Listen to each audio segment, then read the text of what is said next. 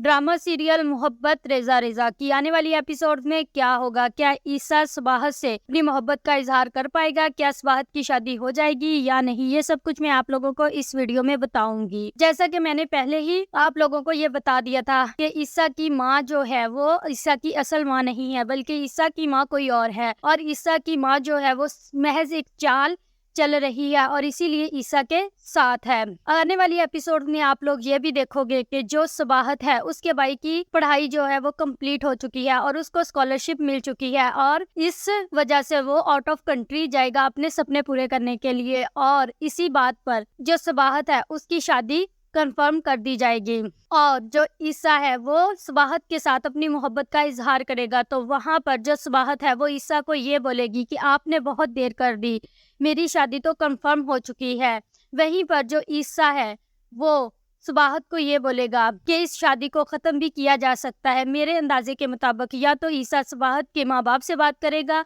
या फिर सबाहत को प्रेशराइज करेगा कि वो इस रिश्ते को ख़त्म कर दे, क्योंकि ईसा ने सबाहत से ये बोला था कि अगर बात बढ़ गई तो वो कुछ ना कुछ कर लेगा और उसका हल ढूंढ लेगा, और जिस मजाज का ईसा है मेरे ख्याल से वो यही हल ढूंढेगा। और वहीं पर जो ईसा की माँ है वो ये चाहती है कि ईसा की ज़िंदगी में कोई भी ना आए, क्योंकि उसको ये लगता है कि अगर ईसा की ज़िंदगी में कोई लड़की आ गई तो उसकी मोहब्बत और तवज्जो जो उसको मिल रही है वो डिवाइड हो जाएगी। और आप लोगों को देखने को ये मिलेगा कि जो ईसा की माँ का भाई है वो भी एक प्लानिंग के तहत ईसा के घर शिफ्ट होने की